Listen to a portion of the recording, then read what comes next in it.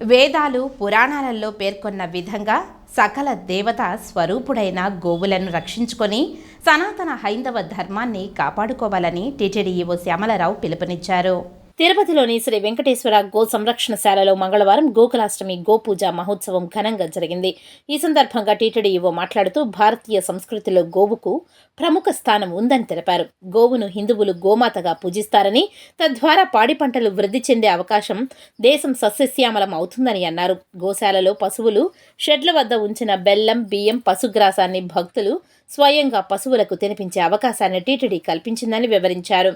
అనంతరం తిరుపతి ఎమ్మెల్యే శ్రీనివాసులు మాట్లాడుతూ గోవు గొప్పతనాన్ని భావితరాలకు అందించేందుకు టీటీడీ గోపూజ కార్యక్రమాన్ని పెద్ద ఎత్తున చేపట్టాలని అన్నారు. గోశాలలో గోకులాష్టమి పూజకు చాలా ప్రాధాన్యత ఉందని తెలిపారు. గోవును పూజించడం వలన పాడి పంటలు పుష్కలంగా పండి లోకం సుభిక్షంగా ఉంటుందని తెలిపారు. అంతకుముందు ఈవో దంపతులు గోపూజ నిర్వహించారు. అనంతరం శ్రీ వేణుగోపాల స్వామివారికి ప్రత్యేక పూజలు నిర్వహించారు. అంతకుముందు శ్రీ వేణుగోపాల స్వామివారికి అభిషేకం, వేణుగానం, ఎస్వి వేద పాఠశాల విద్యార్థులతో వేద పఠనం, భజనలు, కోలాటం, అన్నమాచార్య సంకీర్తన ఆలాపన నిర్వహించారు. తర్వాత ఎస్పీడబ్ల్యూ విద్యార్థులు నిర్వహించిన సాంస్కృతిక కార్యక్రమాలు ఎంతగానో ఆకట్టుకున్నాయి. సాయంత్రం హిందూ ధర్మ ప్రచార పరిషత్ కళాకారులతో హరికథ వినిపిస్తారు. ఈ కార్యక్రమంలో జేఈఓ గౌతమి, సివిఎస్ఓ శ్రీధర్, గోశాల సంచాలకులు డాక్టర్ హర్నాథ్ రెడ్డి తదితరులు పాల్గొన్నారు. గోకులాష్టమి వేడుకలను ఘనంగా నిర్వహిస్తుంది.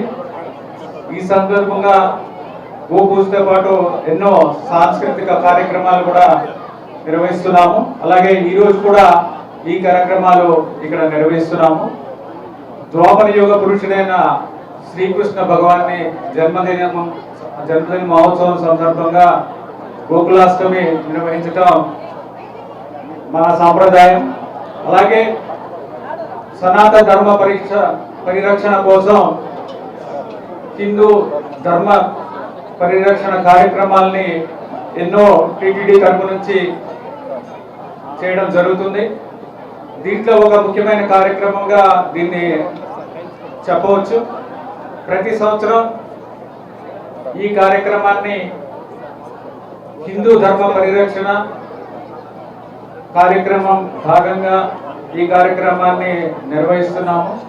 అలాగే ఈరోజు గోవులకు భక్తులందరూ కూడా బియ్యం, బెల్లం, గ్రాసం ఇవన్నీ కూడా పశుగ్రాసాన్ని స్వయంగా పెట్టడానికి అవకాశం ఉంది. గో సంరక్షణశాల గో పరిరక్షణ కోసం ఎంతగానో కృషి చేస్తుంది. అలా ఎన్నో కార్యక్రమాలు నిర్వహిస్తుంది. వారికి ధన్యవాదాలు. గోపూజ చేయడం, గోకుల కృష్ణాష్టమి రోజు గోపూజ చేయడం చాలా శ్రేష్టకరం, చాలా సంతోషంగా ఉంది.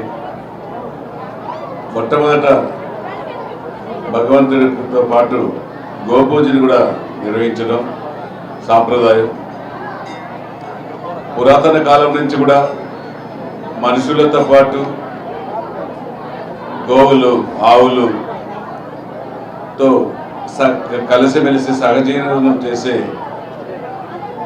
ప్రపంచంలో, దేశంలో ప్రతి చిన్న గ్రామంలో కూడా ఇటు మనుషులు అటు పశువులు రెండు సమానంగా చూసుకునే విధంగా కూడా ఉంటారు.